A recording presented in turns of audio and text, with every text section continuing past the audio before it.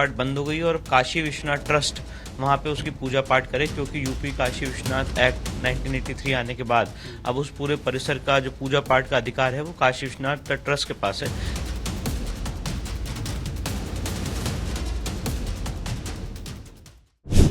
Gyanvapi case में आज का दिन बेहद अहम है। व्यास जी के तहखाने में पूजा पाठ को लेकर आज वाराणसी की जिला जज की अदालत से बड़ा फैसला आ सकता है। हमारे साथ बातचीत के लिए मौजूद है हिंदू पक्ष के अधिवक्ता विष्णु शंकर जैन जी।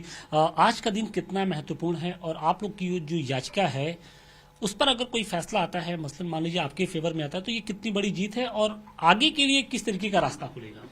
देखिए, एक लीगल केस है और मैं कोई जीत या कोई बड़ा दिन नहीं मानता हूँ। मैं ये कहना चाहता हूँ कि लीगल प्रक्रिया जो चल रही है, व्यास परिवार के तहखाने की जो पूजा पाठ है वो नवंबर 1993 में बंद की गई थी, वहां बैरिकेडिंग लगा के एक सरकार द्वारा अपनी पावर का दुरुपयोग करते हुए, और इसीलिए हमने एक केस फाइल किया था व्यास परिवार की तरफ से कि वहां पे ऑलरेडी जो पूजा पाठ चल रही थी वो पूजा पाठ बंद हो गई और काशी विश्वनाथ ट्रस्ट वहां पे उसकी पूजा पाठ करे, क्योंकि यूपी काशी विश्वनाथ एक्ट 1983 आने के बाद अब उस पूरे परिसर का जो पूजा पाठ का अधिकार है वो काशी विश्वनाथ ट्रस्ट के पास है।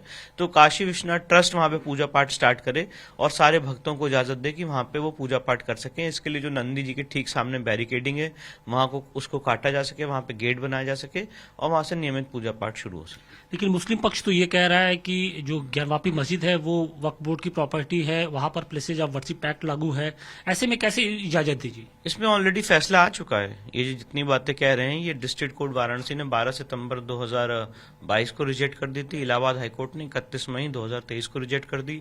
सुप्रीम कोर्ट में जब ये मामला ट्रैवल किया था, सुप्रीम कोर्ट ने भी अपनी हियरिंग के दौरान ये ऑब्जर्व किया था कि धार्मिक स्वरूप तय करने की स्वतंत्रता देता है प्लेसेज ऑफ वर्शिप एक्ट।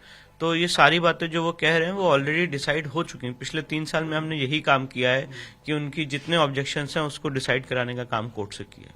तब तो आगे का रास्ता लगभग साफ होगा अगर इन दो चीजों पर कोर्ट असहमत होता है कि प्लेसेज ऑफ वर्शिप एक्ट और वक्फ बोर्ड की प्रॉपर्टी, फिर तो एक तरीके से आप लोग जीत के काफी करीब होंगे। मैंने हमेशा हर बात में यही बात कही है, हर अपने जहाँ पे भी मुझे इस पे बोलने का एक मौका मिला है कि हम ज्ञानव्यापी के केस में जीत की दहलीज पे खड़े हुए हैं और बहुत ही कम टाइम बचा है इसमें।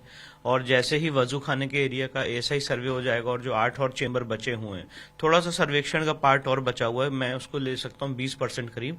उसके बाद इस केस में इश्यूज फ्रेम होने, एविडेंस लीड होनी है और कोर्ट का जजमेंट आना है। हम डे टू डे ट्रायल के लिए तैयार हैं, बस थोड़ा सा एएसआई का जो काम है वो बचा हुआ है।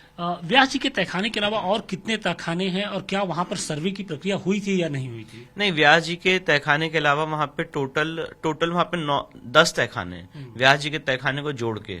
तो 2 तहखाने ऐसे हैं जो ओपन थे जिसमें सर्वे की प्रक्रिया हुई थी, पर 8 ऐसे तहखाने हैं, 4 तहखाने आपके नॉर्दर्न साइड पे और 4 तहखाने सदर्न साइड पे हैं, जहां पे कोई भी एएसआई की प्रक्रिया नहीं हुई, क्योंकि वहां मिट्टी भरी हुई थी और कोर्ट ने जो ऑर्डर दिया था उसमें एएसआई के हाथ बंधे हुए थे। इसलिए उसके लिए भी हमने सुप्रीम कोर्ट में याचिका लगाई है कि बाकी के 8 तहखाने भी खोले जाएं। एक लास्ट क्वेश्चन कि तहखाने में पूजा पाठ की इजाजत मिलती है तो आगे का जो रास्ता होगा वो आप लोग के लिए कितना आसान होगा? और क्योंकि कहा यह जा रहा है कि हिंदू पक्ष जिस बात को लेकर मांग कर रहा था कि पूजा पाठ को लेकर शायद वो रास्ता खुल जाए। देखिए, पूजा पाठ तो ऑलरेडी वहां पे नवंबर 1993 में हो रही थी, ये इस केस का ग्लेयरिंग फैक्ट है। नवंबर 1993 में पूजा पाठ रोकी गई, तो वहां पे पूजा पाठ जो पुनः शुरू होगी तो ये तो वही स्थिति उत्पन्न करेगा जो प्लेसेस ऑफ वर्शिप एक्ट आने के बाद थी। हम उसी स्थिति की बात कर रहे हैं।